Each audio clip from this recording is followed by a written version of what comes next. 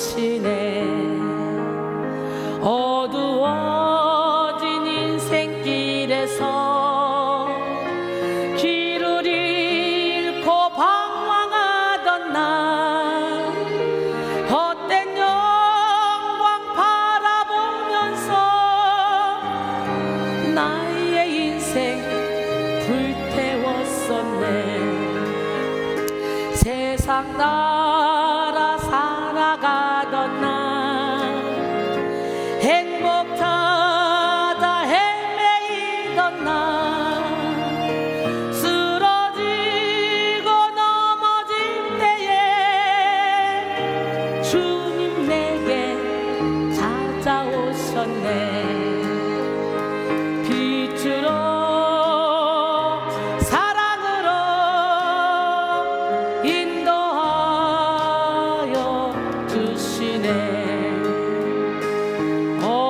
어두워진 세상 길에서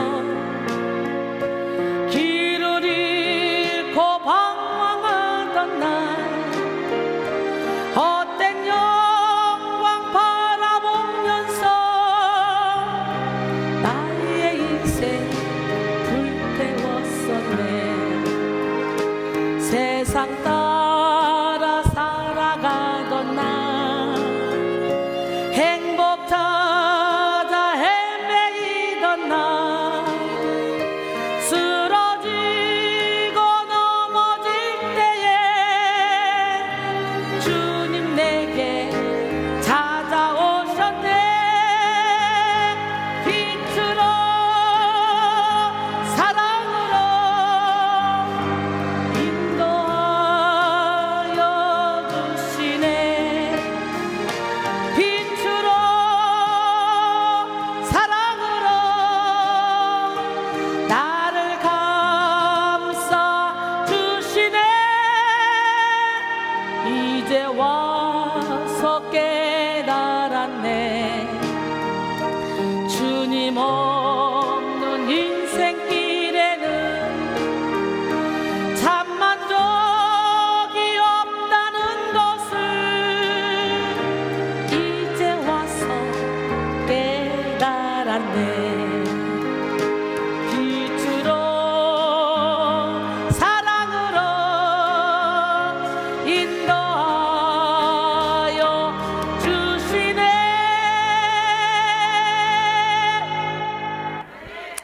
갈라디아서 1장 13절로 17절 말씀 함께 봅니다.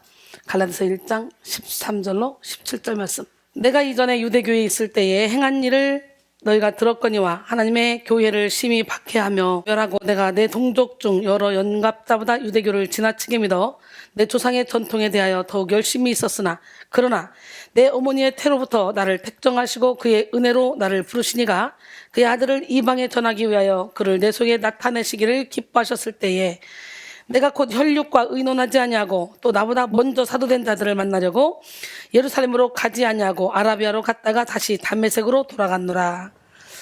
이번 한 주간에는 살리는 십자가라는 테마로 갈 건데요. 여러분은 누구의 자녀입니까? 하나님의 자녀죠. 하나님의 자녀라는 정체성을 가지고 위의 것을 바라보며 살아가야 돼요. 우리는 아무것도 아니지만 우리 주님이 우리와 함께 하시기만 하면 우리는 이 땅에서도 천국을 누리며 살아갑니다. 살리는 십자가 첫 번째 시간으로 뭐라고요? 정체성을 살리는 십자가라는 제목으로 은혜 나눌 텐데요. 여러분, 십자가는 살리는 능력입니다. 십자가는 마귀가 범접할 수 없는 권세로 하늘에 속한 모든 것을 살립니다.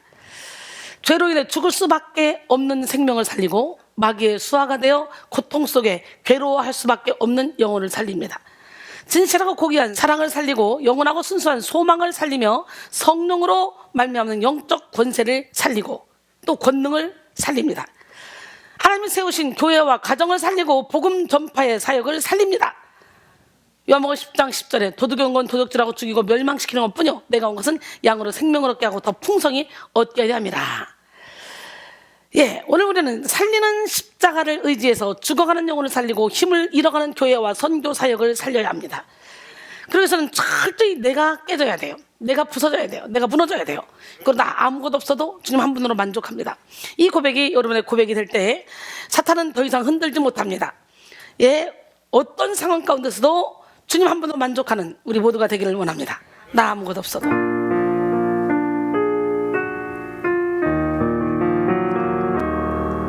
나 아무것도 없어도 주님이 있고 나 아무것 할 수 없으나 주 하시네. 나 무력해도 주는 강하시며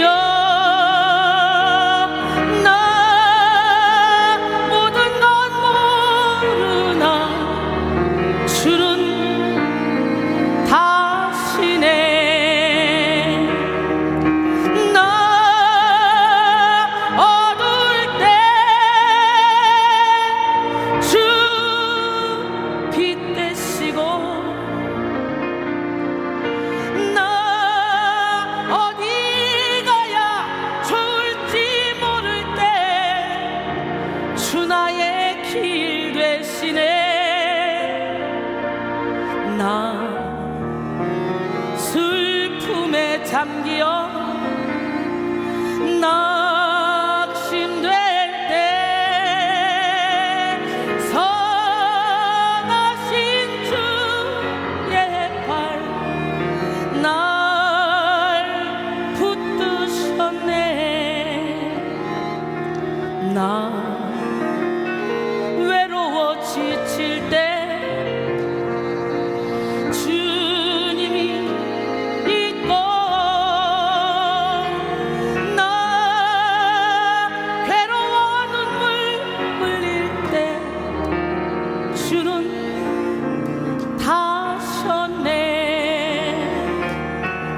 나 세상에 약할 때 주는 강하시며 나 가는 길 알지 못하나 주는 다시네.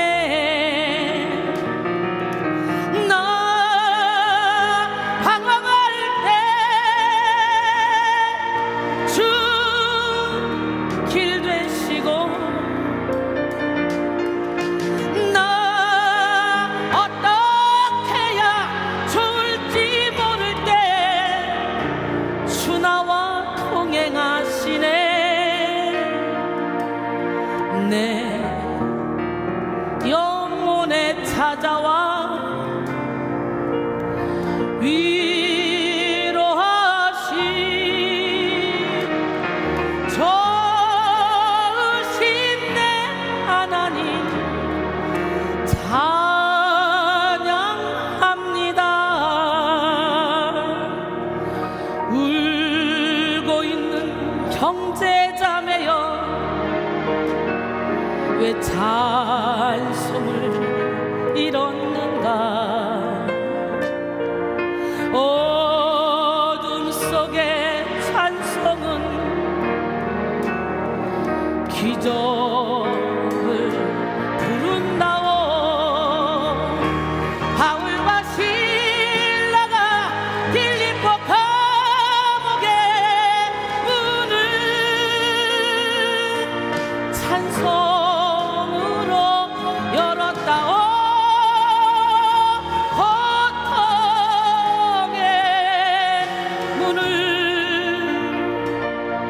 찬송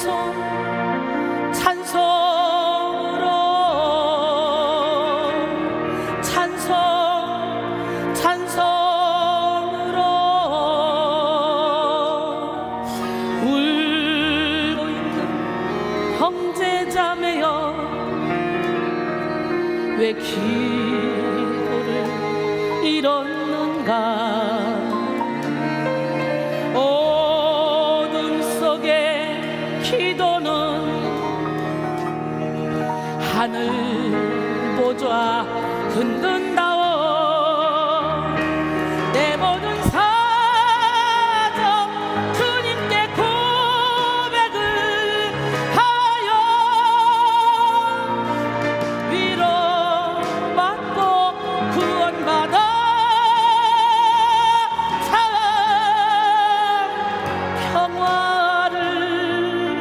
언제까지 영원토록 영원토록.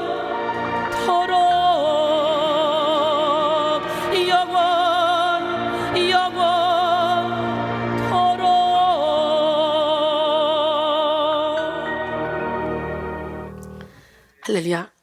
기도와 찬양이라는 무기로 우리는 모든 어둠을 물리치고 이 땅에서 천국을 누리며 살아갈 수 있게 될 줄로 믿습니다. 여러분, 죽은 생명도 살리는 십자가의 능력으로 하늘에 속한 영적 가치를 살리며 하나님의 뜻을 이루는 우리 모두가 되길 원합니다. 죽음의 기운이 가득 찬 이 세상에서 참된 생명을 얻을 길은 오직 십자가밖에 없어요. 십자가. 지금 우리가 살고 있는 이 세상은 사망 권세를 지닌 마귀의 역사가 가득합니다. 곳곳에 잔인하고 삭막한 일들이 많이 일어나고 있죠. 삶의 소망을 빼앗는 절망의 분위기가 가득하죠. 이건 하나님께로부터 온 것이 아니잖아요. 특히 코로나 이후에 이 세상은 더욱 악하고 무정한 길로 치닫고 있습니다. 코로나로 인해 정치 시스템은 개인과 조직의 자유를 제한하고 제재를 위한 규칙을 강화하는 전체주의적인 지배체제로 변화되게 되었고, 경제 시스템은 오프라인이 힘을 잃고 온라인이 강세를 띠게 되었습니다. 사람들의 교류와 교제가 어려워지고 정서적 고립 문화가 생겨났습니다. 서로를 고발하고 신고하는 신고 문화가 자리잡게 되었고, 의심과 비난의 풍조가 형성되었습니다. 기가 막히지 않습니까? 특히 교회는 코로나 직격탄을 맞아서 심각한 수준의 위기에 봉착하게 되었는데요. 오랜 시간 원활한 대면 예배가 불가능해졌고, 대부분의 오프라인 선교 및 복음 전파 사역이 마비됐습니다. 여러 언론 매체에서 교회의 감염 사례를 확대해서 보고하거나 아니면 지나치게 교회를 부정적으로 매도하는 일이 이어져 교회의 위신이 아예 땅바닥에 떨어져 버리고 말았어요. 이런 상황에서 한국교회는 무기력한 자세를 이어나가거나 극단적인 대응을 해서는 안 됩니다. 우리는 위기의 때에 십자가를 붙잡아야 돼요. 사방이 다 막혔을 때 위를 바라봐야 돼요. 할렐루야. 우리 하나님, 멋쟁이 하나님 살아계십니다. 위를 바라봅시다.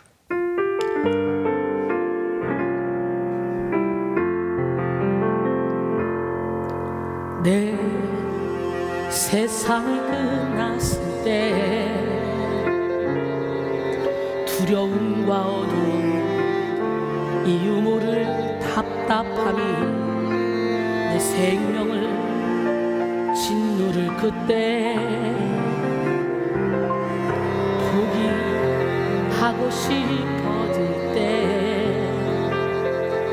외로움과 아픔들로 썩어가는 세상 속에 무기력히 내가 던져질 때 위를 봐, 하늘을 바라봐. 너의 삶은 끝이 아냐. 아름다운 삶이 있어. 너의 삶을 포기하지 마. 하늘 위에 하늘을 바라봐. 주님께서 함께 하시는 참 의미의 세상을 봐. 너의 눈물 닦으시고 용서하는 예수를 봐. 포기하고 싶어질 때 외로움과 아픔들로 썩어가는 세상 속에 무기력히 내가 던져질 때 위를 봐, 하늘을 바라봐. 너의 삶은 끝이 아냐. 아름다운 삶이 있어. 너의 삶을 포기하지 마. 하늘 위에 하늘을 바라봐. 주님께서 함께 하시는 참 의미의 세상을 봐. 너의 눈물 닦으시고 용서하는 예수를 봐.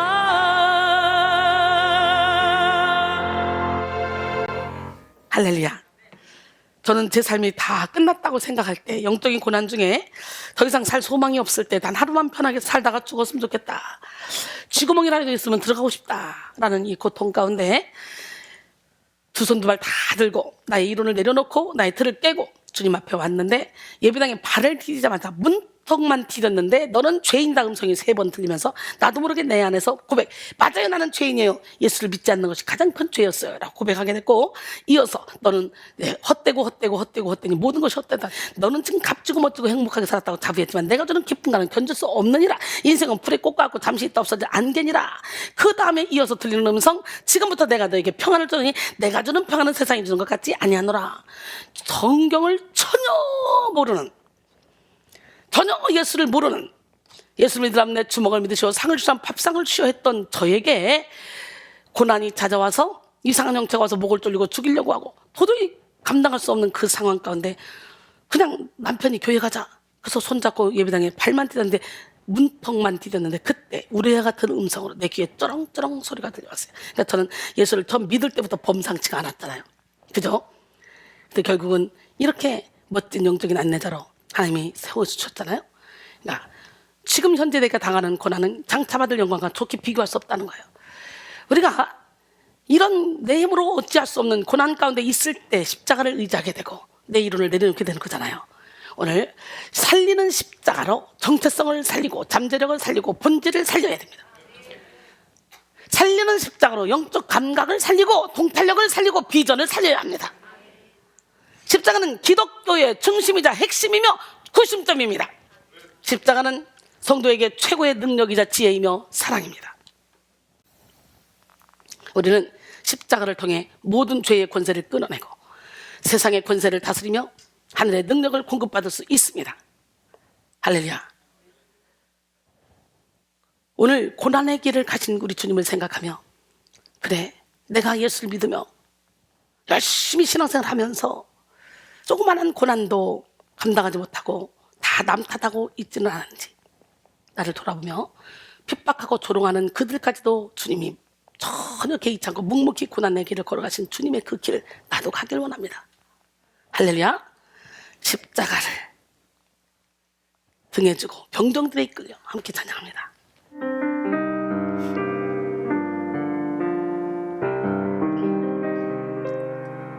십자가를 등에 지고 병정들에 끌려 주님 갈보리의 길을 걸을 때 사람들은 몰려왔네. 죽음의 길 걷는 그를 보려고 가시며 유관을 쓰신 줄을 조롱하였네. 채찍 소리에 흥겨워하면서 그들은 소리쳤네. 자칭 메시아를 못 박으라고.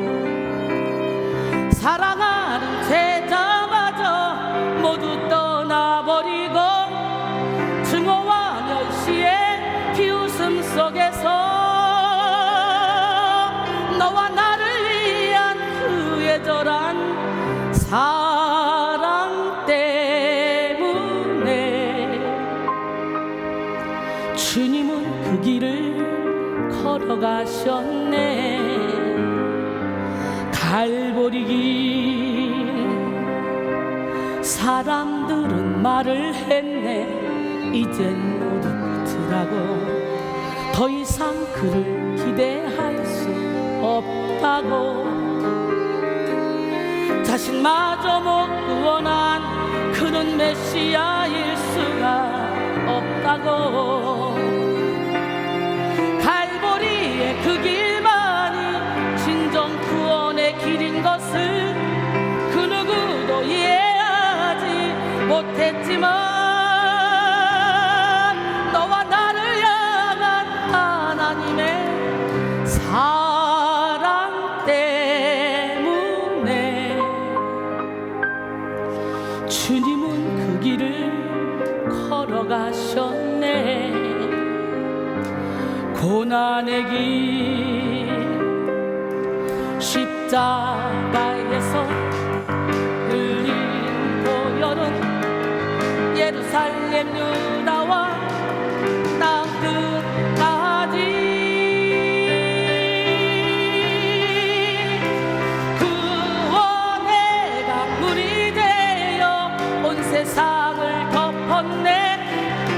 세상의 모든 죄를 대속했네.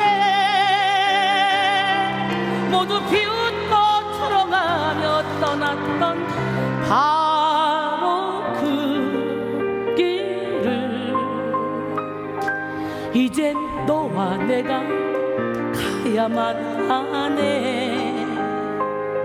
생명의 길 십자가에서 흘린 보혈은 예루살렘 유다와 땅끝까지 구원의 강물이 되어 온 세상을 덮었네. 세상의 모든 죄를 대속했네. 모두 비웃고 초롱하며 떠났던 바로 그 길을 이젠 너와 내가 가야만 하네. 생명의 길 이젠 너와 내가 가야만 하네. 고난의 길 루루루루 루루루루 루루루루 루루루루루 생명의 길, 그 길을 가기 원하십니까? 예, 이 시간 여러분 모두에게 살리는 십자가를 깨닫는 의지가 있어지길 원해요. 영적 권세가 있어지길 원해요. 예, 고린도전서 1장 18절에 십자가의 도가 멸망한 자들에게 미련한 것이요 구원을 받는 우리에게는 하나님의 능력이라. 특별히 이번 주 제2 수요일부터 시작되는 사순절 기간에 우리는 더욱더 십자가를 튼튼히 붙잡고 십자가의 능력, 십자가의 사랑, 십자가의 지혜로 무장해야 돼요. 사순절은 예수님의 십자가 순환을 기념하는 절기입니다. 우리는 부활절 전 6번의 주일을 제외한 40일을 사순절로 지키면서 예수님의 십자가 정신을 되새겨야 합니다. 이 사순절 기간에 나 한 끼 금식하고 기도해야 되겠다. 아침 원래 안 먹는 사람 많잖아. 이런 사람들이 그걸 금식하겠다 그러고 돌리면 그건 얄미운 거죠. 저는 아침 맨날 안 먹거든요. 예, 그러니까 할 수 있는 그냥 넘기는 거니까 그냥 원래 안 먹으니까 그냥 금식이라고 하면 되겠다. 하나님 다 보셔. 중심 보시니까. 예. 여러분 하나씩 뭔가 정해서 내 40일 동안은 뭘 안 하겠다. 내가 40일 동안은 정말 하나님 앞에 바로 서야 되겠다라는 그런 결단으로 하루에 한 끼 정도 금식하면서 기도하는 것도 참 좋을 것 같아요. 여러분 참 좋은 것이 뭐냐. 우리 교회는 360일 매일 예배를 드리는데 그냥 대충 예배가 아니라 찐한 예배를 드리기 때문에 와서 앉아만 있어도 하나님의 놀라운 그 십자가의 능력을 체험하게 되고 이 땅에서 천국을 누리게 될 줄 믿습니다. 십자가에서 고난 당하신 예수님의 낮아짐, 깨어짐, 죽으심을 기억하며 우리도 십자가의 길로 걸어가야 합니다. 그러므로 사순절을 보내는 동안에는 더욱더 깨어 근신함으로 예배와 말씀, 기도를 가까이 하고 십자가의 신비와 능력을 체험해야 됩니다. 여러분, 원래 십자가는 죽음의 장소요 형벌의 장소이지만 예수 그리스도로 말미암아 하늘에 속한 모든 것을 살리는 능력의 장소가 됐어요. 하나님의 독생자 예수 그리스도는 성육신 하시고 십자가에 못 박혀 죽으시고 부활 승천하심으로 마귀의 일을 멸하시고 온 인류를 위한 생명의 길을 열어 놓으셨습니다. 십자가를 통해 생명을 방해하는 죄의 권세를 멸하고 영혼을 억압하는 어둠의 권세를 심판했습니다.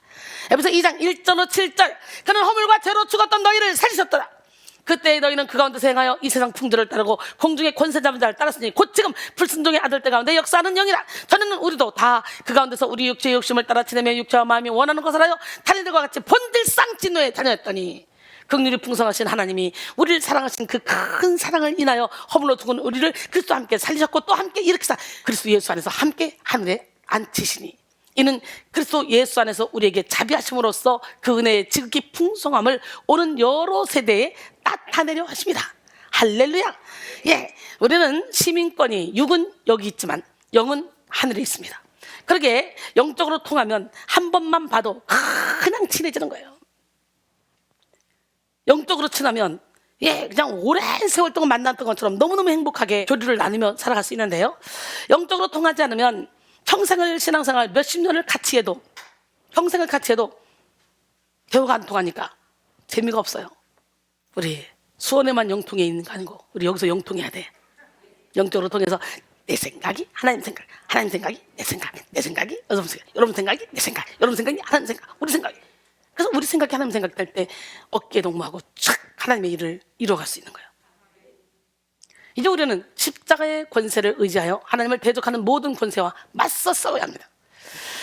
십자가로 생명을 파괴하고 죽이는 악한 권세를 물리치고 영혼을 살리고 생명을 살리는 삶을 사는 우리 모두가 되길 원합니다.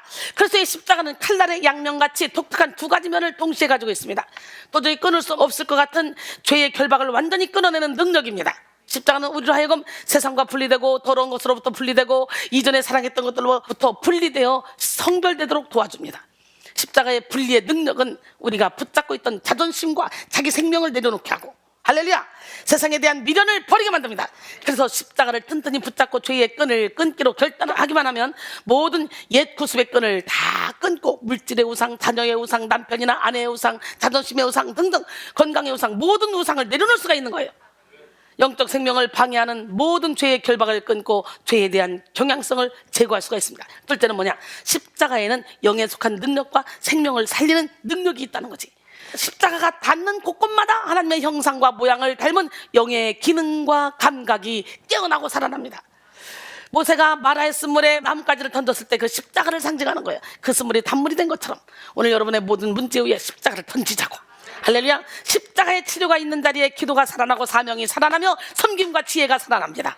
뿐만 아니라 십자가의 능력이 있는 곳마다 용서와 이해가 살아나고 화평과 연합이 살아납니다. 골로새 1장 20절에 그의 십자가의 피로 화평을 이루사 만물 곧 땅에 있는 것들이나 하늘에 있는 것들이 그로 말미암아 자기와 화목하게 되기를 기뻐하십니다. 그랬어요. 그러므로 우리는 살리는 십자가의 은혜로 살기 위해 자발적으로 십자가에 죽는 삶을 살아야 돼요. 영은 육이 죽는 만큼 살아납니다. 내가 깨지는 만큼 내 안에 주님이 사십니다. 우리는 살리는 십자가로 영을 깨우기 위해 먼저 육을 십자가에 못 박아야 돼요.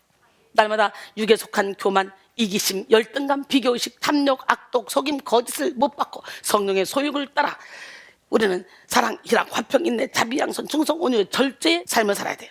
할렐루야. 성령을 거스르는 모든 육의 소욕을 못 박는 시간이 되길 원합니다. 존 오웬은 죄를 계속 죽이라. 뭘 죽여? 죄와 싸우기를 우리는 피 흘리까지 싸우라 그랬어요. 그리하지 않으면 죄가 너를 계속 죽일 것이다 라고 했습니다. 그러므로 사도 바울이 고백하죠. 고린도전서 15장 31절에 형제들아, 내가 그리스도 예수 우리 주 안에서 가진 바 너희에 대한 나의 자랑을 두고 단언하노니 나는 날마다 죽노라. 날마다 죽어야 돼요. 죽어야 되지. 한날의 미랄, 한날의 미랄, 미랄되어 죽어지리라. 한날의 미랄, 한날의 미랄, 미랄되어 깨어지리라. 땅에 떨어진 미랄 죽지 아니하면 한날 그대로 있고, 죽으면 싹이 나고 이삭 나고 열매 맺으리. 많은 열매 맺으리. 죽어지리라 깨어지리라. 주 안에서 많은 열매 맺으리. 죽어지리라 깨어지리라. 주 안에서 많은 열매 맺으리. 한날의 미랄, 한날의 미랄, 미랄되어 죽어지리라. 한날의 미랄, 한날의 미랄, 미랄되어 깨어지리라. 땅에 떨어진 미랄 죽지 아니하면 한날 그대로 있고, 죽으면 싹이 나고 이삭 나고 열매 맺으리. 많은 열매 맺으리. 죽어지리라 깨어지리라. 주 안에서 많은 열매 맺으리. 죽어지리라 깨어지리라. 주 안에서 많은 열매 맺으리. 갈라디아서 5장 16절 18절 내가 이르노니 너희는 성령을 따라 행하라. 그리하면 육체의 욕심을 이루지 아니하리라. 육체의 소욕은 성령을 거스르고 성령은 육체를 거스르나니 이 둘이 서로 대적함으로 너희가 원하는 것을 하지 못하게 하려 함이니라. 너희가 만일 성령이 인도하시는 바가 되면 율법 아래에 있지 아니하리라 그랬어요. 이 시간 여러분 모두가 살리는 십자가의 신비와 능력을 깨닫고 십자가의 자아를 싹 다 못 박음으로 오직 예수의 생명으로 살아가는 인생이 되기를 원합니다. 갈라디아서 2장 20절에 내가 그리스도와 함께 십자가에 못 박혔나니 그런즉 이제는 내가 사는 것이 아니요 오직 내 안에 그리스도께서 사시는 것이라. 이제 내가 육체 가운데 사는 것은 나를 사랑하사 나를 위하여 자기 자신을 버리신 하나님의 아들을 믿는 믿음 안에서 사는 것이라 그랬어요.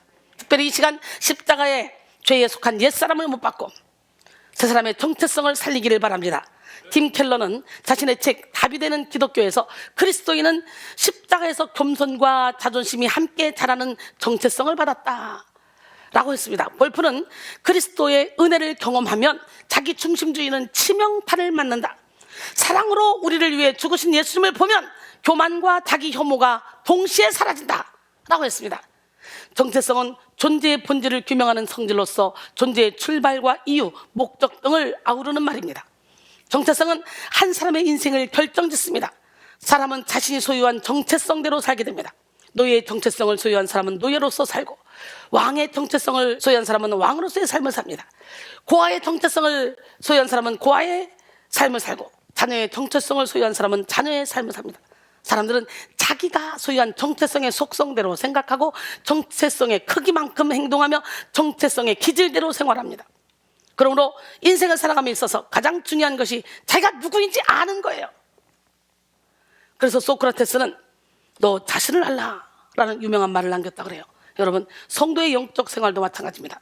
성도의 신앙생활에서 무엇보다도 중요한 것이 바로 정체성이에요. 바로 나라는 정체성이 무엇일까? 그리스도인은 자신의 분명한 영적 정체성을 바로 알 때 삶의 동기를 부여받고 삶의 방향을 찾으며 분별력과 확신이 있는 삶을 살 수 있습니다.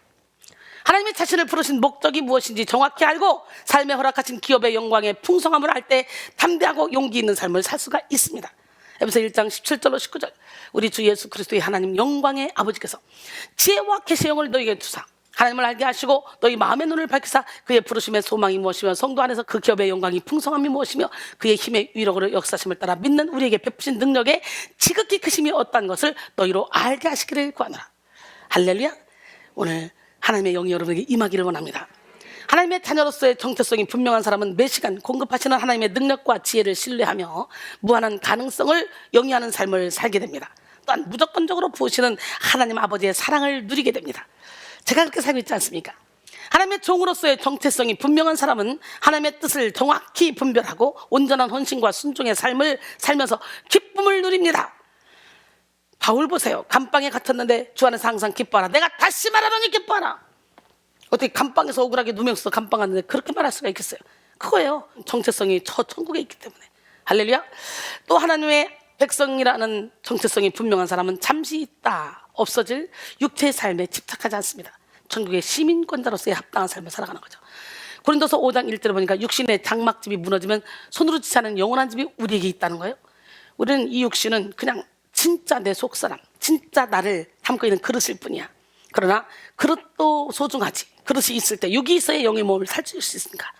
근데 갈 때는 빈손으로 가지만 그동안에 내가 행했던 것 모든 거 다 따라온다 그러잖아. 계시록 14장 13절 보니까 하늘에서 큰 음성이 나서 이르되 지금 이후로 주 안에서 중자들은 복이 또다 하시며 성령이 이르시되 그러하다. 그들이 수고를 그치고 쉬리니 이는 그들이 행한 일이 그들을 따릅니다. 우리 이 땅에서도 잘 살려고 또 노후에 좀 편해 보려고 노후 대책으로 막 보험 들어놓고 뭐 들어놓고 막 하면서 영혼을 위해서는 보험을 안 들더라고. 눈에 보이는 것만 쫓아가더라고. 얼마나 어리석은지. 선을 행했던 모든 것들은 우리는 따라온대. 하나님은 행한 대로 딱 갚아주신다고 약속하셨어요. 믿음은 구원 티켓이요, 행함은 천국의 상품권과 같은 거예요. 여러분, 자기 영혼을 위해 재물을 천국에 쌓고 주님이 주신 사명에 집중하며 내세의 포커스를 맞추는 게 영의 정체성을 제대로 갖고 있는 사람이에요. 아직도 눈앞에 보이는 건 보입니까? 마태복음 6장 19절 이하에 보니까 너희 보물을 땅에 쌓아두지 말라. 거기는 좀과 동록이 하면 도둑이 구멍을 두고 도둑질 않느니라.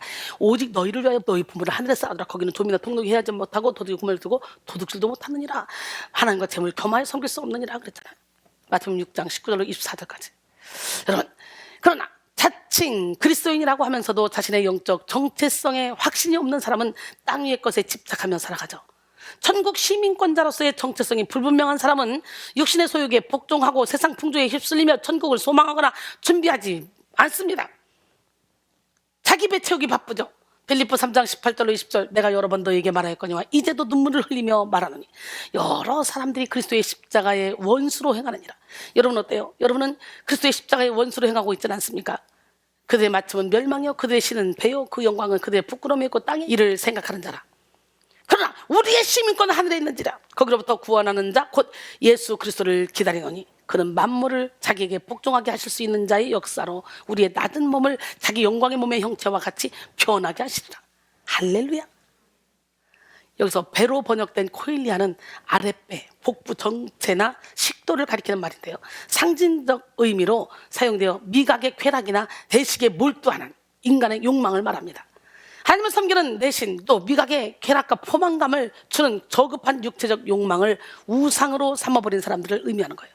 하나님의 자녀로서 정체성이 불분명한 사람은 예배 드리고 기도하면서 무엇을 먹을까 마실까 입을까 염려하며 세상 걱정에 사로잡히죠. 그런데 우리 주님은 뭐라고 말씀하시죠? 염려 걱정 근심하지 말라는 거예요. 모든 필요를 다 알고 구하는 자에게 주겠다는 거예요. 하나님의 자녀로서의 정체성이 불분명한 사람은 눈에 보이는 영적인 것을 사모하기보다는 눈에 보이지 않는 육적인 것을, 육신의 정욕, 안목의 정욕, 이생의 자랑, 이걸 사모하게 됩니다. 우리 하나님 멋쟁이 하나님, 기적의 하나님은 살아계십니다. 여러분, 하나님의 종으로서의 정체성이 명확하지 않은 사람은 하나님의 뜻보다 자기 뜻을 중요하게 여기고 자기 생활에 얽매여서 하나님의 명령에 순종하지 못합니다. 이들은 신앙생활을 해도 복받기만을 바라고 희생과 고난을 싫어합니다. 사랑받기 바라면서 사랑하지 못하고 섬김받기 바라면서 섬기지 못합니다. 여러분, 디모데서 2장 3절로 4절 보니까 너는 그리스도 예수의 좋은 병사로 나와 함께 고난을 받으라. 병사로 복무한 자는 자기 생활에 얽매인 자가 하나도 없나니 이는 병사로 모집한 자를 기쁘게 하려 함이라. 오늘 우리 하나님, 멋쟁이 하나님, 기적의 하나님이 정말 여러분에게 말씀하셔요. 야, 하나님 1순위로 살아봐. 그러면 2순위 같이 저렇게 행복하게 해줄게. 저는 1순위잖아. 완전히 1순위. 하나님 1순위로 살아간다. 무엇을 하든지 먹든지 마시든지 무엇을 하든지 하나님이 1순위. 무슨 구상을 해도 하나님의 일을 하기 위해서 어떤 게 더 유익할까? 어떻게만 하면 더 효율적으로 큰 일을 해나가실까? 나를 그냥 하나님께 던져버리는 거예요. 그러고 살아오니까 이렇게 행복한데, 여러분 막 제잖아. 아이고, 우리가 애가 졸업을 하면 되겠고, 야, 이제 다 가르쳐 놓고 그때 뭐 남는 거로 헌금도 하고, 뭐 내가 쓸 거 먹을 거 다 먹고 그냥 그거로 그냥 이웃 사랑하고, 뭐 내가 이거는 나우선주의잖아. 그러니까 이 엄청난 복을 못 받는 거예요. 깨지기가 무섭지, 깨지는 그 순간부터 놀라운 기적이 일어나. 하나님이 우리를 빚으실 때는 토기장이시고 우리는 진흙이잖아. 완전히 푸시거든요. 그러니까 안 깨지고 요만큼이라도 내가 갖고 있으면 그거 깰 때까지 하나님 우리에게 복을 안 부어주죠. 완전히 박살났을 때 이 땅이 천국이야. 내가 움직이는 곳이 천국이야. 어디를 가든 천국이야. 여기서도 천국이고 또 영원한 천국 가서 천국이고, 저 그렇게 살고 있어요. 그러니까 죽음이 두렵잖아요. 정체성에 확신이 없는 사람은 신앙생활을 해도 두 마음을 버리지 못합니다. 그러니 당연히 영적 성장을 이룰 수가 없는 거예요. 자신의 영적 정체성에 자신이 없는 사람, 자신의 영적 정체성에 자신이 없는 사람은 많이 기도하고 많이 예배를 드리고 한 예물을 드리고 헌신해도 하나님과 소통할 수 없고 비성경적인 방식으로, 특히 하나님의 일을 하도록 부름받은 사역자가 정체성에 확신이 없으면 담대하고 지혜로운 사역을 할 수가 없습니다. 설교자로서의 정체성이 불확실한 사람의 설교는 세속적이거나 무력할 수밖에 없고, 전도자로서의 정체성이 불확실한 사람의 전도는 열정적으로 지속되기 어렵습니다. 사명자로서의 정체성이 불분명한 사람은 장자의 명분을 가볍게 여긴 에서와 같이 자신에게 맡겨진 하나님의 사명을 가볍게 여기는 자가 됩니다. 히브리서 12장 6절에 여호와께서 사무엘에게 이르시되 그의 용모와 키를 보지 말라. 내가 이미 그를 버렸노라. 내가 보는 것은 사람과 같지 아니하여 사람은 외모를 보거니와 나 여호와는 중심을 보느니라. 오늘 중심을 보시는 하나님의 시선이 여러분의 영혼 가운데 탁 꽂혀야 돼요. 야, 내는 이리 봐도 저리 봐도 얘는 정말 아름답네. 정체성이 완전히 내게 와 있네. 야, 네 얘한테 복을 안 주고는 못 견디겠다. 이렇게 만들어야 돼. 하나님 막 여러분을 보면서 기쁨을 이길 수 없도록 만들어야 돼. 그러면 이 시간 우리는 우리의 영적 정체성을 살려야 됩니다. 십자가는 정체성을 살리는 능력입니다. 십자가를 만날 때 우리는 우리 인생의 이유와 목적을 찾게 되고 우리를 향한 하나님의 사랑을 알게 됩니다. 신학자 칼 바르트는 나는 저 십자가만 바라보면 나의 값을 발견하게 된다라고 했어요. 십자가를 바라볼 때 자신의 가치가 하나님의 독생자 예수 그리스도께서 참혹한 고통을 당하시고 죽으실 만큼의 값으로 매길 수 없는 고귀한 가치임을 알게 된다는 것이지. 로마서 5장 6절로 8절, 우리가 아직 연약할 때 기약대로 그리스도께서 경건하지 않은 자를 위하여 죽으셨다. 의인을 위하여 죽는 자는 쉽지 않고 선을 위하여 용감히 죽는 자가 혹 있거니와, 우리가 아직 죄인 되었을 때 그리스도께서 우리를 위하여 죽으심으로 하나님께서 우리에 대한 자기의 사랑을 확증하셨느니라. 당신의 독생자를 십자가에 못 박여 죽기까지 우리를 사랑하셨어. 우리는 보통 사람 아니에요. 십자가를 경험할 때 우리는 우리 인생의 본질이 육체가 아니라 영혼임을 알게 되고, 인생의 참된 의미가 겉사람이 아니라 속사람에 있음을 알게 됩니다. 십자가를 체험할수록 세상의 부귀명예의 권세를 영적 목적을 위한 수단으로 인식하고 우상 삼지 않습니다. 절대로 영적 목적을 위한 수단으로 인식하지 않아요. 부귀명예의 권세를, 그것들을 우상 삼지 않습니다. 그리고 사람들에게도 집착하지 않습니다. 십자가가 영적 정체성을 살리게, 영적 가치관을 분명하게 소유하고 영적 몰입도가 높은 삶을 살아가게 되는 거죠. 오늘 본문의 사도 바울처럼 영적 정체성이 분명한 사람은 오직 주님 주신 표대만 향하여 집중해서 달려나갑니다. 누구처럼? 이순신처럼, 사도 바울처럼. 저도 그렇게만 지금까지 왔잖아요. 빌립보 3장 12절로 14절, 내가 이미 얻었담도 아니요 온전히 이뤘담도 아니라 오직 내가 그리스도 예수께 잡힌 바 된 그것을 잡으려고 달려가노라. 형제들아, 나는 아직 내가 잡은 줄로 여기지 아니하고 오직 한 일, 즉 뒤에 있는 것은 잊어버리고 앞에 있는 것을 잡으려고 표대를 향하여 그리스도 예수 안에서 하나님이 위해서 부르신 부름의 상을 위하여 달려가노라 그랬어요. 그런데 오늘날 많은 사람들이 자기 정체성을 찾지 못하고 살아갑니다. 실존주의 철학자들은 내가 누구인가에 대한 답을 찾기 위해서 많은 연구를 했습니다. 그 결과 그들은 인간의 정체성에 대해서 세 가지 결론을 내렸는데요. 첫째, 인간은 죄책으로 근심하는 존재. 둘째, 허무와 무의미의 존재로서 어디에서 와서 왜 살며 어디로 가는지 알지 못해 허망하게 살다가 허무하게 사라지는 존재. 셋째는 인간이란 죽음과 무의 절망을 품은 자이므로 절망적인 존재라고 말했습니다. 그런데 이것으로는 자신이 누구인지에 대한 정답을 정확히 알아낼 수 없기 때문에 방황하는 거죠. 현대는 그야말로 정체성의 위기에 봉착한 시대입니다. 세상을 살아가는 많은 사람들이 자기가 누구인지 알지 못합니다. 왜 사는지도 몰라요. 어디로 가는지도 몰라요. 무의미하게 살아갑니다. 안타깝잖아요. 우리 하나님, 멋쟁이 하나님, 기적의 하나님, 능력의 하나님이 여러분과 함께 하실 때 우리는 왜 살며 어디로 가는지 다 알게 되고 기름을 준비하게 되는 거잖아. 유명한 연예인이나 상당한 수준의 재력과 지식인들도 예외가 아닙니다. 헬라 철학의 대가 탈레스는 이 세상에서 가장 어려운 일은 자기 자신을 아는 일, 이 세상에서 가장 쉬운 일은 남 이야기를 하는 것, 이렇게 말했어요. 참으로 많은 사람들이 나는 누구인가라는 근원적인 질문을 던지지만 답을 잘 찾지 못합니다. 게르케고르는 인간에게 가장 무서운 병은 육신의 질병이 아니라 자아의 상실, 즉 자기를 잃어버린 절망이라고 했어요. 어느 날 베를린 유명한 공원에서 초라한 한 남자가 사색에 잠겨 고개를 숙인 채 천천히 걸어가고 있었습니다. 공원지기가 보니까 틀림없이 주택이 없는 무주택자로서 공원에 폐를 끼치겠다는 생각이 들었어요. 그래서 그 공원 관리인은 그가 노숙인일 것이라고 생각하고 그에게 다가서 물었습니다. 여보시오, 당신은 누구요? 그러자 그 남자는 고통스러운 표정으로 대답했습니다. 나도 그걸 알았으면 좋겠는데요. 이 엉뚱한 대답의 주인공은 바로 19세기 말 독일의 철학자 쇼펜하우어였습니다. 그는 당대를 주름잡은 철학자였으나 정작 자기 정체성을 찾지 못했습니다. 쇼펜하우어에게 인생은 그저 살 가치가 없는 고통과 권태의 여정일 뿐이었습니다. 쇼펜하우어처럼 진정한 자기 정체성을 찾지 못한 사람들은 염세적인 시각으로 세상을 바라보고 비관적인 태도로 삶을 살아갑니다. 왜 사는지를 몰라 방황을 이어가다가 극단적인 길로 가는 사람들도 많이 있습니다.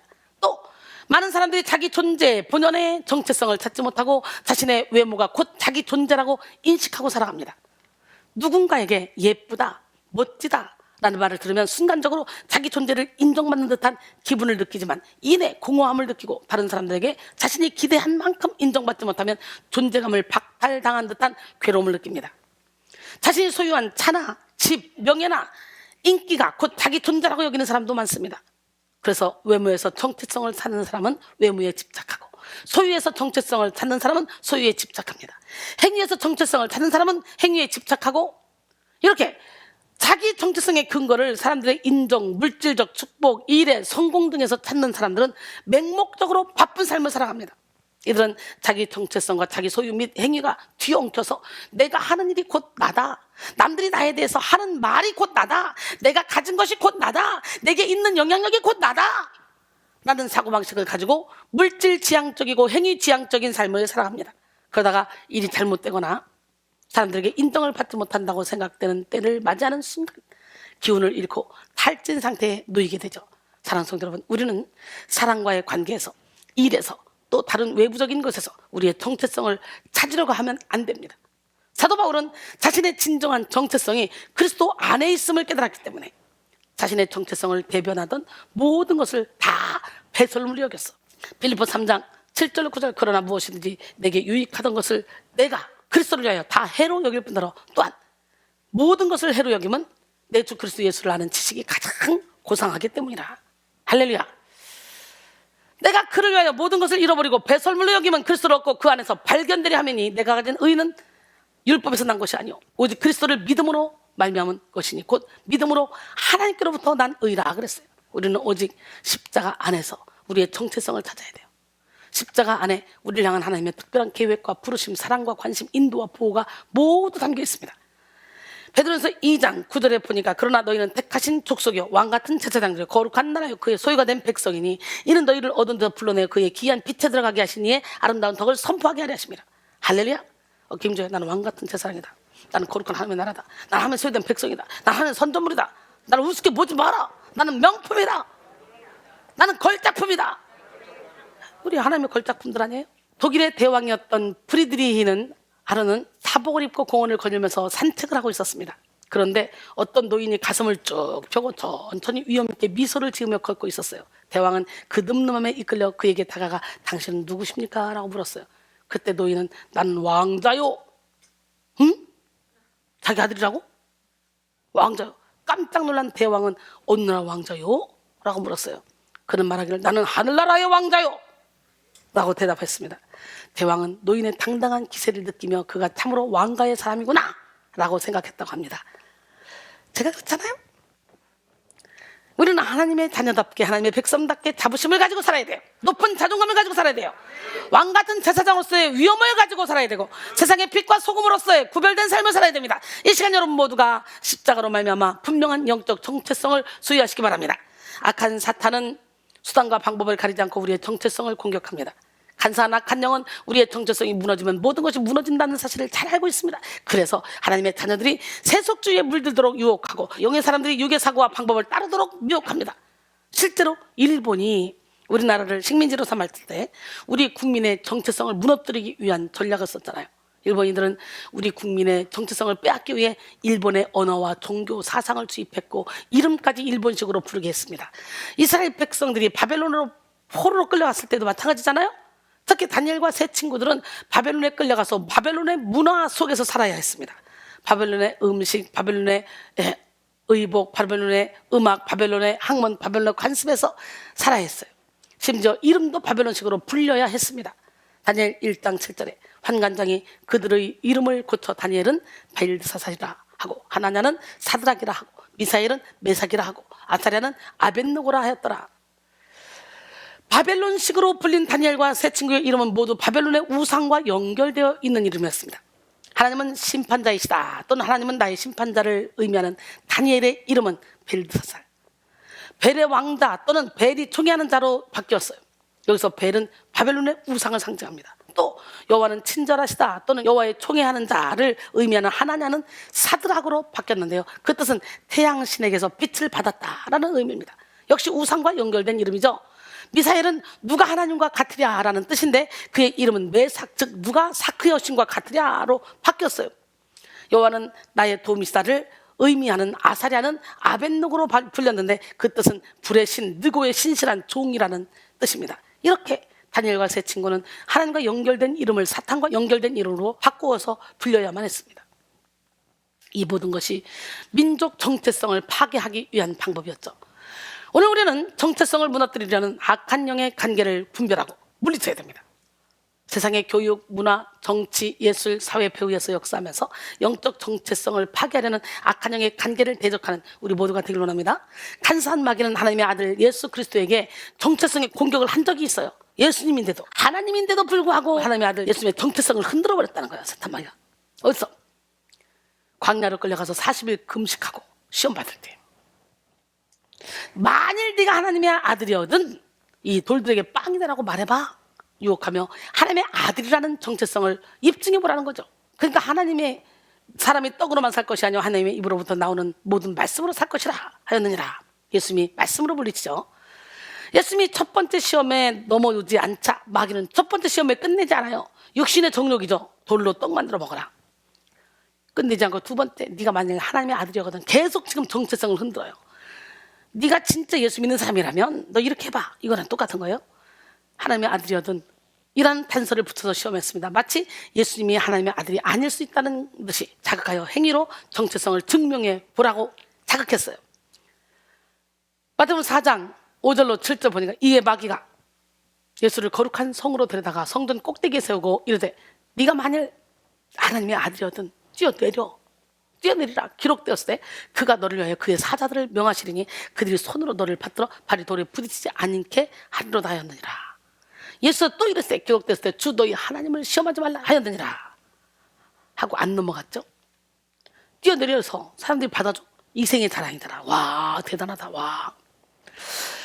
예수님은 마귀의 정체성 시험에 조금 더 흔들리지 않으셨습니다. 예수님에게 하나님의 아들로서의 정체성은 입증할 필요가 없는 견고하고 확실한 것이었기 때문에 오늘 여러분은 어떻습니까? 확실한 정체성을 가지고 분명한 영적 가치관에 따라 영적 싸움에서 승리하고 계십니까? 바로 이 시간 우리는 십자가로 말미암아 확실한 영적 정체성을 소유해야 됩니다. 분명하고 정확한 영적 정체성을 소유하여 그 어떤 영적 전쟁에서도 흔들리지 않는 지혜로운 성도가 되기를 원합니다. 두 번의 시험으로 끝나지 않았어요. 이거는 또 산꼭대기 데려다 놓고 천하만국을 보여주면서 나한테 한 번만 전해. 이거 다 줄게. 그럴 때 명령했죠. 떠나가라고.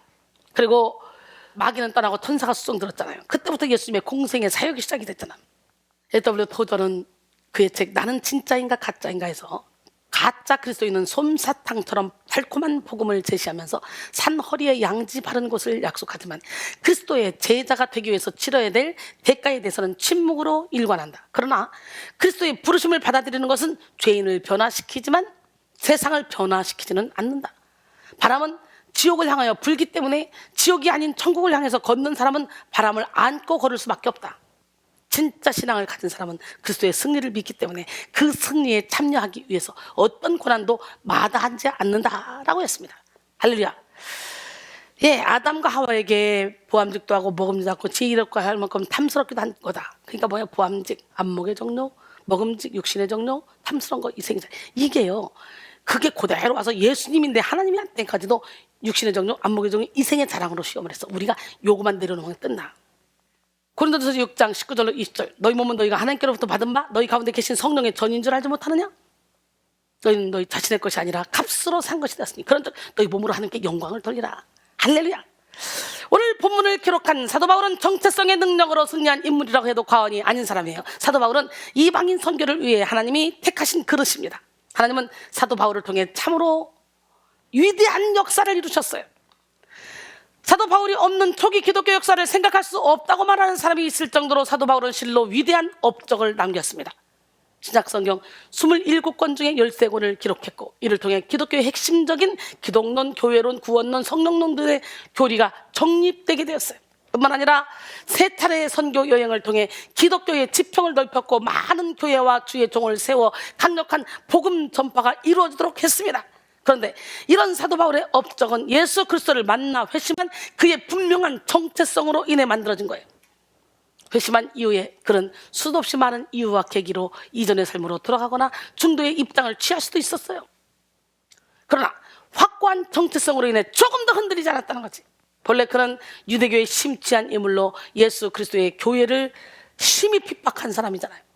본문에서도 그는 스스로 밝히기를 자신이 자신의 또래보다 훨씬 유대교에 충성하며 열심을 냈다고 했습니다. 갈라디아서 1장 13절 오늘 본문이죠. 내가 이전에 유대교에 있을 때에 행한 일을 너희가 들었거니와 하나님의 교회를 심히 박해하여 멸하고 내가 내 동족 여러 영갑자보다 유대교를 지나치게 믿어 내 조상의 전통에 대하여 더욱 열심히 있었으나 바울은 예수 믿는 사람들은 죽어도 괜찮다는 생각에 딱 묶여 있었어요. 이 무서운 사람이었어요. 그래서 스데반 집사가 설교하다가 돌로 맞아 순교하는 자리에도 함께 있으면서 마땅히 여겼다고 하잖아. 그런데 스데반이 죽으면서 얼굴이 환해지고 천사 같은 얼굴을 하며 저들을 용서해달라고 기도하는 그 모습을 보았잖아요. 양심이 발동했겠죠, 그죠? 사도 바울은 스데반을 죽이는 것을 마땅히 여기서 마땅히. 스데반을 죽이는데 증인으로 선 사람들은 옷을 벗어서 사울의 발 앞에 뒀잖아요. 옷은 자기의 믿음, 마음, 생각을 반영하는 것입니다. 그래서 옷을 벗어서 사울 앞에 둔 것은 사울이 자신들과 같은 생각과 같은 마음을 가진 사람이라고 여긴다는 의미가 되죠. 뿐만 아니라 사울이 스데반을 죽이는데 의사, 결정자 혹은 책임자적 위치에 있었다는 것을 의미하기도 합니다. 스데반 집사가 순교한 것을 목격한 청년 사울은 스데반이 죽임당한 것을 당연하게 생각했고 점점 더 무섭고 잔인하게 예수 믿는 자들을 박해하는 사람이 됐어요. 사도행전 7장에서 스데반이 죽고 사람들이 흩어지잖아요. 근데 어떻게 흩어져? 사도 바울이 핍박하니까. 사도행전 8장 1절로 3절 사울은 그가 죽임당함을 마땅히 여기더라. 그날 예루살렘에 있는 교회에 큰 박해가 있어 사도 외에는 다 유대와 사마리아 모든 땅으로 흩어지니라. 경건한 사람들이 스데반을 장사하고 위하여 크게 울더라. 사울이 교회를 단멸할세 각 집에 들어가 남녀를 끌어다가 옥에 넘기니라 그랬어요. 참으로 청년 사울은 사기가 등등한 기독교 박해자였습니다. 그는 정식으로 공문을 받아서 예수를 믿는 사람들을 잡아들이는 일에 열정을 쏟았어요. 사도행전 9장 1절로 2절 사울이 주의 제자들에 대하여 여전히 위협과 살기가 등등하여 대제사장에게 가서 다메섹 여러 회당에 가져갈 공문을 청하니 이는 만일 그 도를 따르는 사람을 만나면 남녀를 막론하고 결박하여 예루살렘으로 잡아오려 함이라 그랬어요. 다메섹은 유대로부터 대략 100km 정도 떨어진 곳입니다. 당시에는 자동차나 기차도 없었어요. 100km를 간다는 것은 엄청난 열심을 내는 것입니다. 바울은 그야말로 물불을 가리지 않고 기독교를 박해하기 위해 달렸습니다. 그런데 그런 그에게 예수님이 찾아오셨어요. 사도행전 9장 3절로 5절 사울이 길을 가다가 다메섹에 가까이 이르더니 호련히 하늘로부터 빛이 그를 둘러 비치는지라. 땅에 엎드러져 들음에 소리가 있어 이르시되 사울아 사울아 내가 어찌하여 나를 박해하느냐 하시거늘 대답하되 주여 누구시니까 이르시되 나는 내가 박해하는 예수라.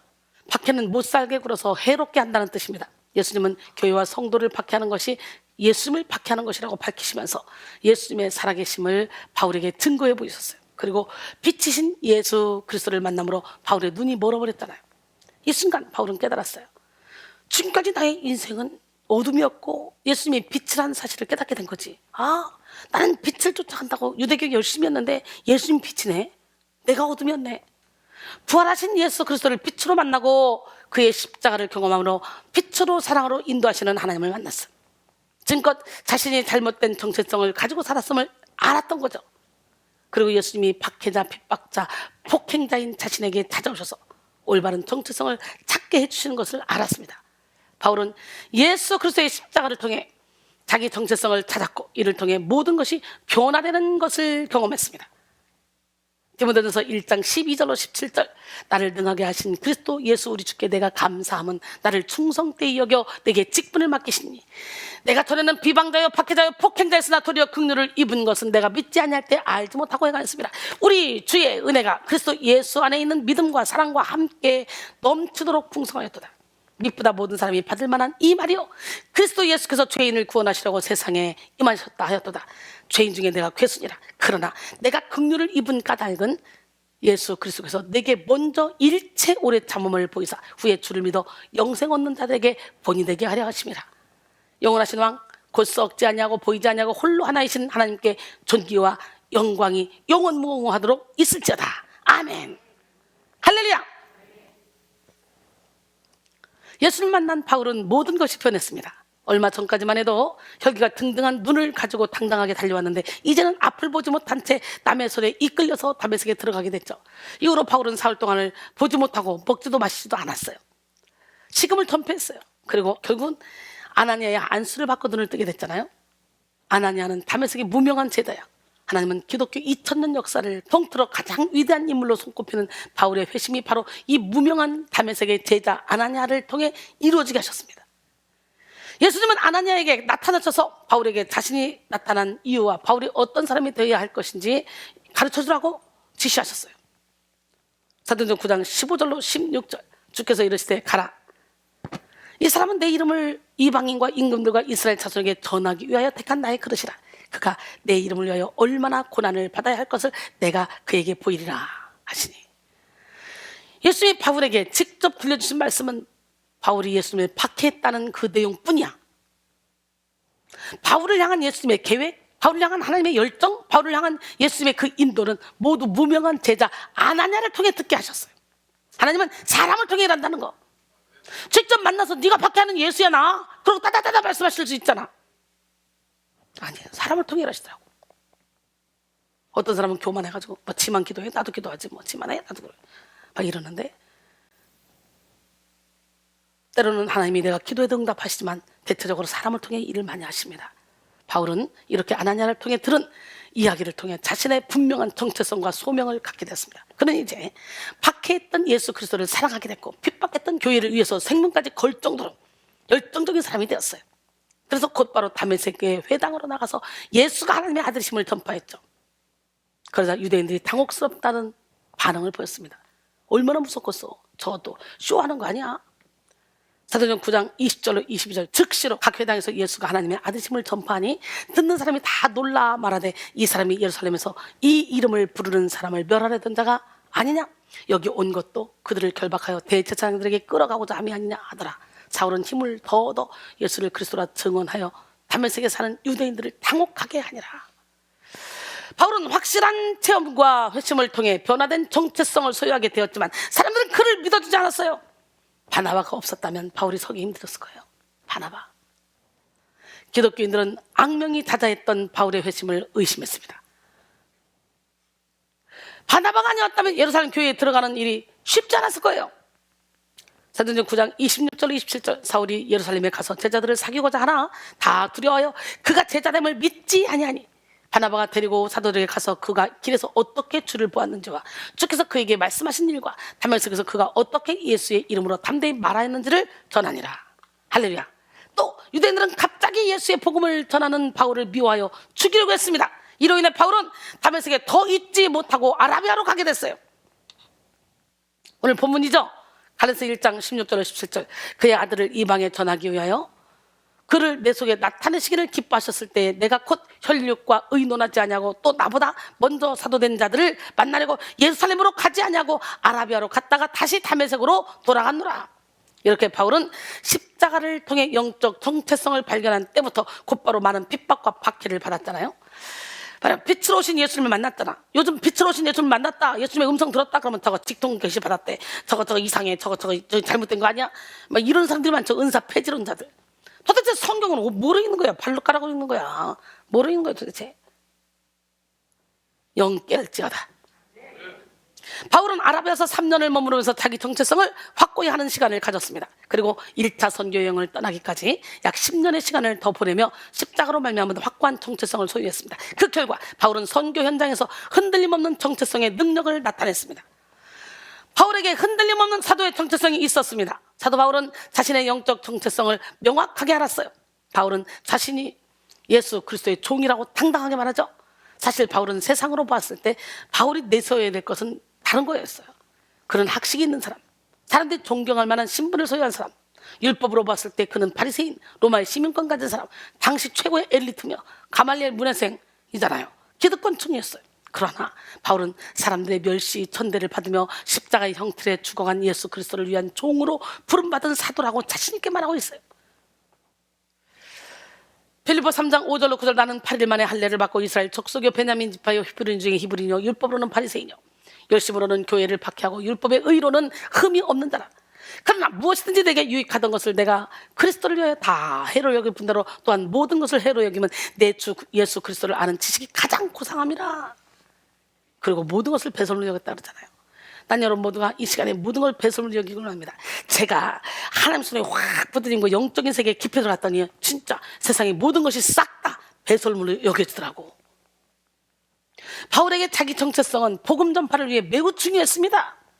그래서 그가 쓴 성경의 많은 서신서 중에서 데살로니가 전후서만 제외하고 나머지 모든 서신을 시작할 때 자신을 그리스도의 종이자 사도라고 말하고 있어요. 오늘 본문인 갈라디아서도 사도로서의 자기 정체성을 밝히면서 시작하죠. 갈라디아서 1장 1절로 3절, 사람들에게서 난 것 것도 아니요 사람으로 말미암은 것도 아니요 오직 예수 그리스도와 그를 죽은 자 가운데서 살리신 하나님 아버지로 말미암아 사도된 바울은 함께 있는 모든 형제와 더불어 갈라디아 여러 교회들에게 우리 하나님 아버지와 주 예수 그리스도로부터 은혜와 평강이 있기를 원하노라. 스스로 계속 사도된 바울은, 다른 직계 사도들은 그렇게 말하지 않습니다. 사도라고 하지 않아도 다 알으니까. 나 사도된 베드로는 나 사도된 베드로 안 하잖아. 근데 바울은 글 쓸 때마다 맨날 나 사도된 바울은 나 사도된 바울 이러잖아. 바울은 자신의 사도됨이 사람으로 말미암은 것이 아니라 하나님 아버지로 말미암아 된 것임을 강조했습니다. 자신이 전한 복음에 대해서도 사람의 뜻이 아닌 부활하신 예수님께서 직접 전해주신 것이라고 밝혔어요. 갈라디아서 1장 11절로 12절 형제들아 내가 너에게 알게 하노니 내가 전한 복음은 사람의 뜻을 따라 된 것이 아니니라. 이는 내가 사람에게서 받은 것도 아니요 배운 것도 아니요 오직 예수 그리스도의 계시로 말미암은 것이라. 할렐루야. 바울에게 있어서 자신의 사도직과 복음 전파가 하나님으로부터 말미암은 것이라는 사실은 그의 전부와도 같은 것이었어요. 그의 삶을 송두리째 바꿔놓은 능력이 바로 자신을 만나주시고 불러주신 예수 그리스도께 있었기 때문입니다. 그는 자신이 다메섹 도상에서 만난 예수님이 부활의 주님이라고 확고히 믿었어요. 고린도전서 15장 3절로 8절 내가 받은 것을 먼저 너에게 전하였으니 이는 성경대로 그리스도께서 우리 죄를 위하여 죽으시고 장사 지낸 바 되셨다가 성경대로 사흘 만에 다시 살아나서 게바에게 보이시고 후에 12 제자에게와 그 후에 500여 형제에게 일시에 보이셨나니 그 중에 지금까지 대다수는 살아있고 어떤 사람은 잠들었으며 그 후에 야고보에게 보이셨으며 그 후에 모든 사도에게와 맨 나중에 만삭되지 못하여 난 자 같은 내게도 보이셨느니라. 할렐루야. 그런데 바울의 사도권 주장은 많은 공격의 대상이 되기도 했습니다. 많은 사람들이 부활하신 예수님을 만났지만 12사도 외에 자기 스스로 사도라고 일컫는 사람이 없었기 때문이죠. 오직 바울만이 자신은 예수 그리스도에게 직접 계시를 받은 사도라고 주장했습니다. 그래서 많은 사람들이 심지어 바울이 개척한 교회의 성도들까지도 바울의 사도권을 공격하며 비난했습니다. 사도는 예수님에게 직접 가르침을 받은 직계 제자를 가리키는 말인데 바울은 예수님의 공생의 기간 동안 예수님을 만나지도 못했기 때문이죠. 하지만 바울은 끝까지 자신이 사도라는 거, 사도로서의 정체성을 포기하지 않았어요. 이는 사도로서의 권리를 누리기 위해서가 아니라 바울이 사도로서의 정체성을 끝까지 놓지 않은 이유는 바로 예수 그리스도를 만난 경험이 자신을 변화시키고 자신의 사명을 감당하게 하는 원동력이자 동기가 되었기에 그걸 놓칠 수 없었던 거지. 스스로 사도라고 밝히는 사도 바울의 정체성은 그의 서신서 곳곳에서 등장하며 어떤 공격 앞에서도 흔들리지 않는 신념이었습니다. 고린도전서 9장 1절로 2절 내가 자유인이 아니냐 사도가 아니냐 예수 우리 주를 보지 못하였느냐 주 안에서 행한 나의 일이 너희가 아니냐 다른 사람들에게는 내가 사도가 아닐지라도 너희에게는 사도이니 나의 사도됨을 주 안에서 인친 것이 너희라. 바울은 오늘 본문에서 자신의 소명이 어머니의 태에서부터 주어진 것이라고 밝혔습니다. 또 에베소에서는 창세전에 하나님의 선택과 예정이 있었다고 말하면서 자신의 소명에 대한 정체성이 흔들리지 않는 것임을 드러냈습니다. 갈라디아서 1장 15절에 그러나 내 어머니의 태로부터 나를 택정하시고 그의 은혜로 나를 부르시니가 여기서 택정하시고에 해당하는 아포라사스의 원형 아포리조는 경계를 지어 다른 것들로부터 구별하다란 의미를 지닌 동사로서 갈라내다, 분별하다, 따로 세우다 등으로 번역됩니다. 여기서는 그리스도의 복음을 이방에 전할 목적으로 하나님께서 바울을 따로 세워 임명했음을 의미합니다. 즉 이 단어에는 단순히 바울의 개인적 구원을 위한 택하심뿐 아니라 이방의 사도로서 하나님이 특별히 구별하여 택하신 사실이 함축되어 있습니다. 에베소 1장 4절에 곧 창세 전에 그리스도 안에서 우리를 택하사 우리로 사랑 안에서 그 앞에 거룩하고 흠이 없게 하시려고. 할렐루야. 그리고 다른 사도들을 나보다 먼저 된 자들이라고 이렇게 부르면서 자신의 사도됨을 분명한 사실로 여겼습니다. 오늘 본문 17절에 또 나보다 먼저 사도된 자들을 만나려고 예루살렘으로 가지 아니하고 아라비아로 갔다가 다시 다메섹으로 돌아갔노라 그랬어요. 바울은 하나님의 은혜로 사도가 되었다고 믿으며 사도된 정체성을 붙잡고 선교 중에 모든 어려움을 다 이겨냈습니다.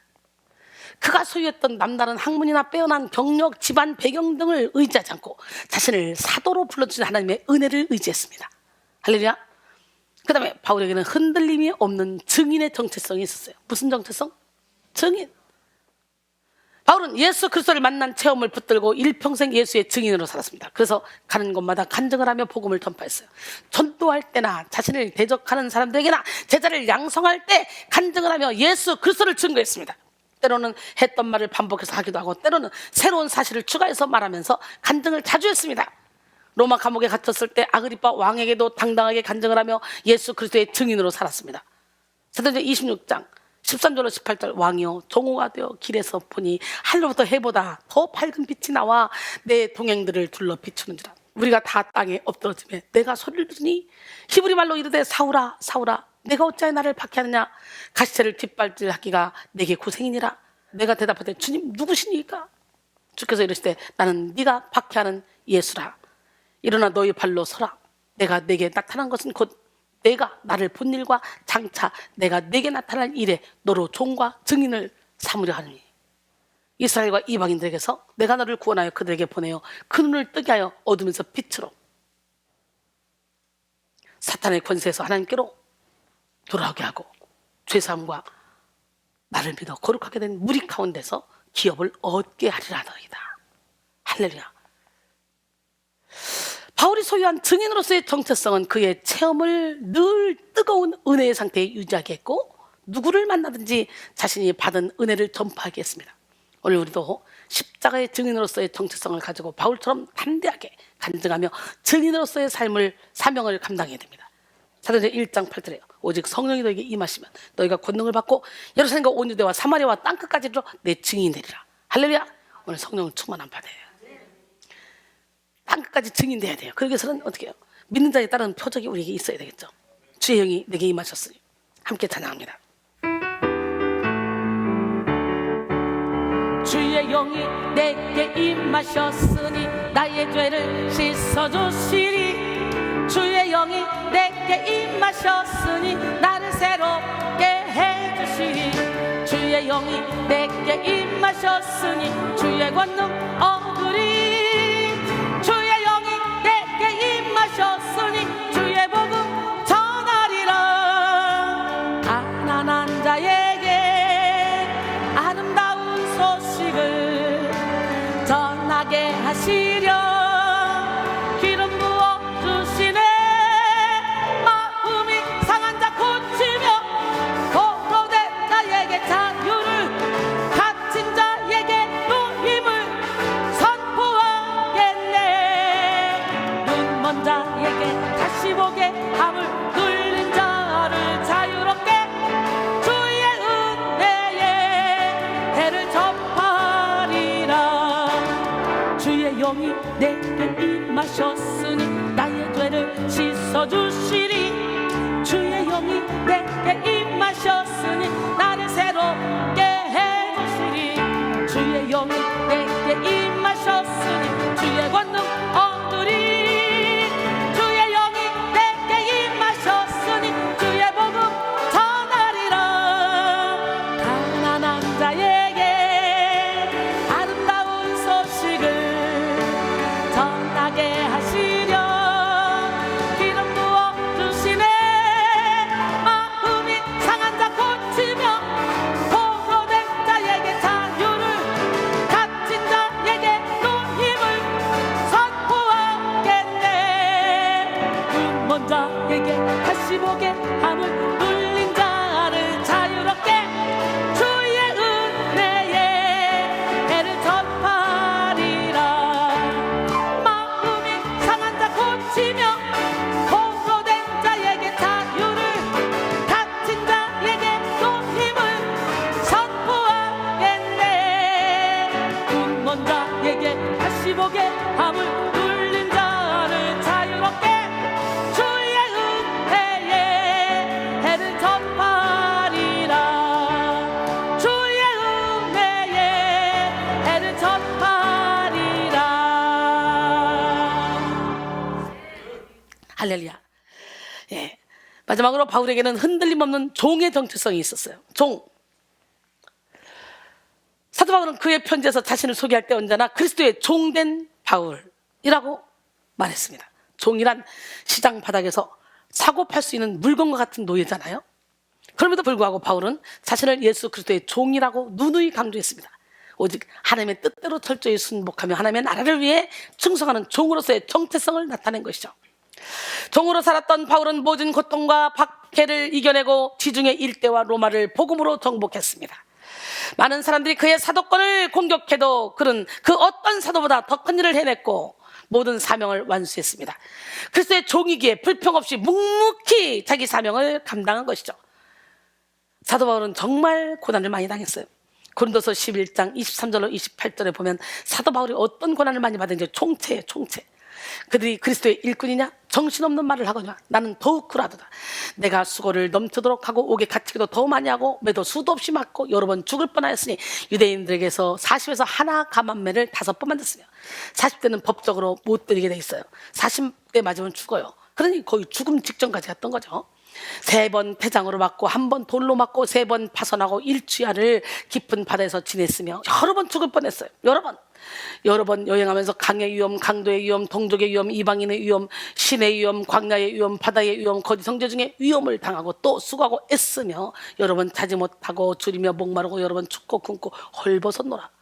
이 외의 일은 고사하고 아직도 날마다 내 속에 눌리는 일이 있으니 곧 모든 교회를 위하여 염려하는 것이라. 자기의 그 고난과 관계없어요. 모든 교회를 염려하고 걱정하며 영혼 살리는 일에 집중하고 있다는 거예요. 어떤 고난을 당해도 자기는. 그리스도의 종으로 살았던 바울은 조금도 자기를 내세우지 않았습니다. 그저 모든 것이 하나님의 은혜라 그랬어요. 고린도전서 15장 10절. 그러나 내가 나된 것은 하나님의 은혜로 된 것이니 내게 주신 그의 은혜가 헛되지 아니하여 내가 모든 사도보다 더 많이 수고하였으나 내가 한 것이 아니오 오직 나와 함께 하신 하나님의 은혜로라.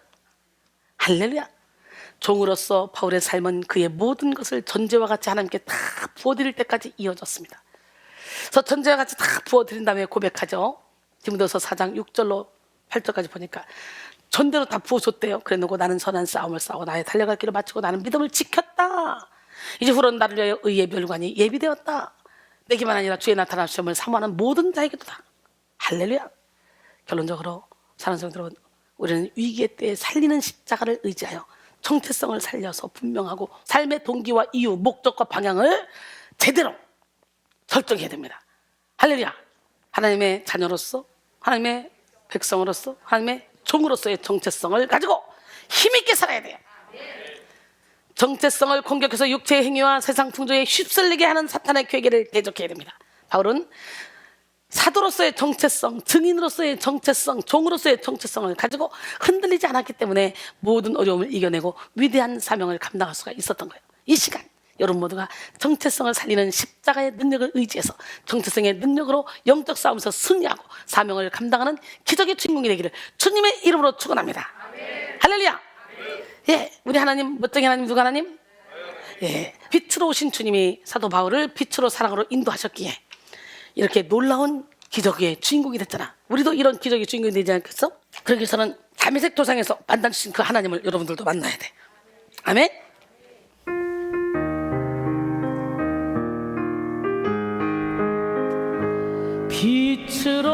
빛으로 사랑으로 인도하여 주시네. 어두워진 인생길에서 길을 잃고 방황하던 나 헛된 영광 바라보면서 나의 인생 불태웠었네. 세상 나라 살아가던 나 행복 찾아 헤매이던 나 쓰러지고 넘어질 때에 주님 내게 찾아오셨네. 빛으로 사랑으로 인도하여 주시네.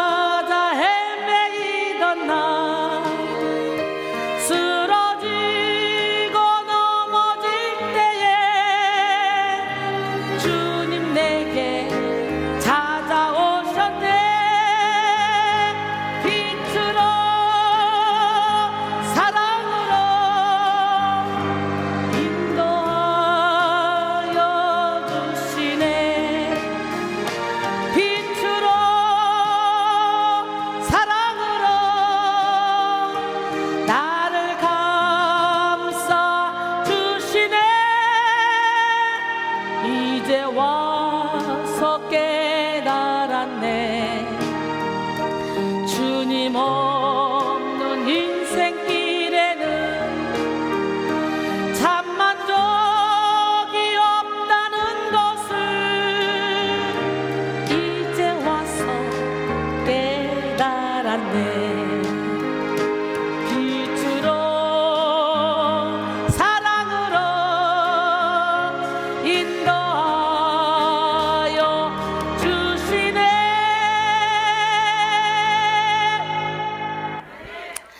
빛으로 사랑으로 인도해 주시면 우리가 어떻게 할 것 같아요? 이 땅에서 살면서 또 천국을 누리며 하나님 사랑, 이웃 사랑을 실천하며 많은 열매를 맺겠죠.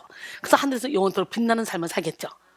바닷가에 뭐 같이 수도 없이 많은 사람 중에 특별히 우리를 선택해서 지금 봐요. 예수를 믿는다 하지만 코로나19로 인해서 못 가게 하니까 올 수 있음에도 불구하고 그게 두려워서, 죽음이 두려워서, 코로나 걸리는 게 두려워서 정부 방침도 따라야 되지만 이제 좀 열렸잖아. 지그재그라도 올 수 있잖아. 그러나 그게 그 자리, 안전자리가 편안해서 알곡과 쭉정이가 이때 갈려지는 거야.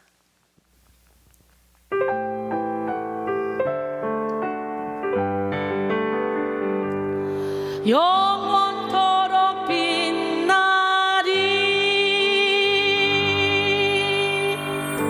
바닷가에 모래같이 많고 많은 사람 중에 나를, 너를, 우리를 택해 연단하여 쓰시려고 하시네. 징계하고 연단하여 성결하게 만들어서 하나님과 동역하여 주님의 뜻 이루시려 불러주신 나의 주님, 명령 따라 순종하리. 하나님과 동역하여 복음 들고 나가서 지친 영혼, 상한 영혼 주님께로 인도하여 저 하늘의 별과 같이 영원토록 빛나리. 바닷가에 모래같이 많고 많은 사람 중에 나를 택해 연단하여 쓰시려고 하시네. 징계하고 연단하여 성결하게 만들어서 하나님과 동역하여 주님의 뜻 이루시려 불러주신